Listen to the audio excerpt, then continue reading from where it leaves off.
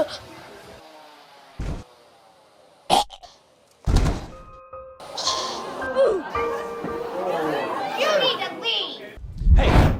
you, come here. Now look, I don't care what anybody tells you, this is not just two stripes. Two stripes. It doesn't matter what you think. It's clearly a minimized rhino fire. Okay, maybe not. But seriously, this is the Nerf Elite 2.0 Double Punch. And you better put some respect on its name. I ain't gonna say it no more. Because this right here, puts a lot of other Nerf blasters to shame. The Double Punch is another mag-fed flywheel Nerf blaster, but this ain't no strife reshell, baby. It's got dual magazines and double barrels, twin reciprocating barrels that are just tactical as f***. If you always thought the Nerf Rhino Fire looked cool, but were put off by its performance issues, then you might want to check this one out. Plus the Rhino was so big and unwieldy, and the Double Punch is so svelte and sophisticated. And most importantly, the Double Punch has what is arguably the most unique trigger Nerf has ever made. Besides maybe the Snapfire 8, the Nerf Double Punch has a binary trigger. Each time you pull the trigger, it fires a single dart like normal from the left barrel. But each time you release the trigger, it fires another dart from the right barrel. An echo dart, if you will. Whoa. I swear, this must be Yuji Itadori's favorite Nerf blaster because the Double Punch literally has the divergent fist technique.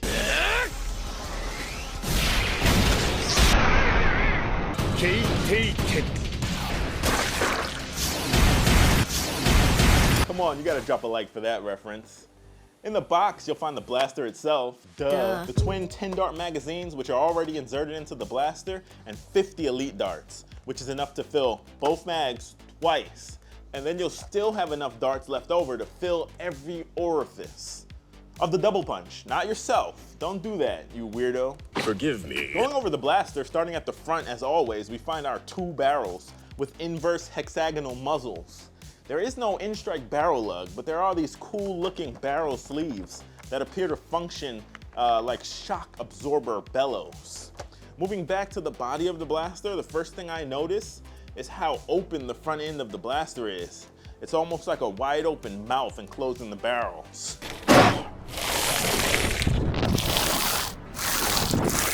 Both sides of the blaster have been painted clear, and there's this same concertina accordion pattern, almost as if it's extending from the barrel sleeves onto the clear plastic itself, which is a pretty cool design choice.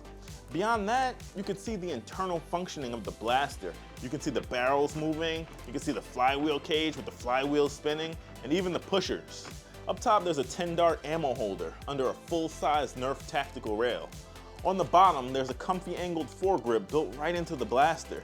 There's a small jam door on one side, just above the left magwell. It's only on the one side, but this should be sufficient to clear any jams you may encounter from either barrel. Behind the magwell is a pair of paddle-style mag releases.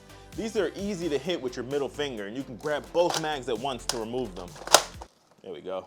The pistol grip here is great and fits into the usual one-size-fits-all category. The trigger assembly includes the standard rev trigger here, and that glorious binary trigger I spoke about earlier.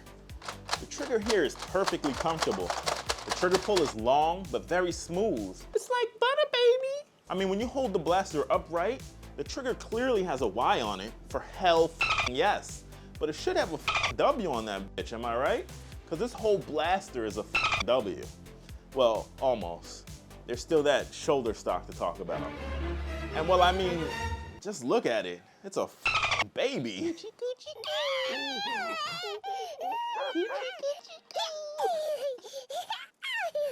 Like most Nerf blasters, the Double Punch suffers from advanced baby shoulder stock syndrome, which is pathetic. But it does house the battery tray though, so it's not totally useless. This is where you put your required, but sadly not included, 4 AA batteries. Just unscrew the battery door here with any screwdriver that fits and pop in your 4 copper tops and you're good to go. Next, load up the mags, slam them in, rev it up, and let your finger bang, cuz. Let the Double Punch do its thing, but first, make sure you subscribe to my goddamn channel now. All right, let's go.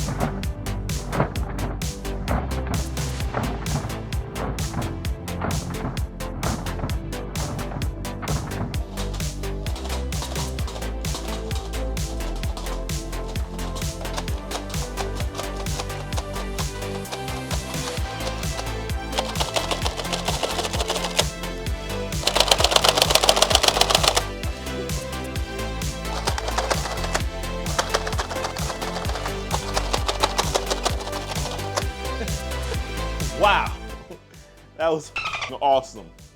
I mean, honestly, if you want to go back and watch it again, I wouldn't blame you. I ain't gonna you. That was fun. That was the most fun I've had in a while shooting a Nerf Blaster. Damn, and it could shoot so fast that you probably did miss some of those shots, didn't you? It's like trying to watch a fight in Dragon Ball Z.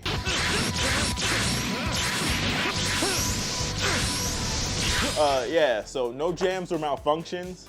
The Double Punch performed like a champ, and it hit like one too. With above average power for a stock Nerf Blaster anyway. I was hitting mid-70s pretty consistently, which left me with an average velocity of 73.2 feet per second, which is not bad at all for something from Nerf. This thing also retails for about $35, which at that price is a definite must buy. That's a cop, for sure. I'm getting that for show. I mean, it literally only has 2 cons. The only downsides are that it has a tiny ass baby stock and the fact that it currently can't be modded very much. Sure, you can wire it up to use 6 AA batteries or 9 volt or something like that, which gives it a slight boost, but that's about it. But everything else is Gucci. If you were looking for a more standard Nerf Blaster, more like a Strife that can be modded pretty easily, check out my review of the Stormcharge here. Like the video if you think they should make a mod kit for this blaster. Subscribe if you want to see my fat fugly face again. Otherwise, that's it for this video. Until next time.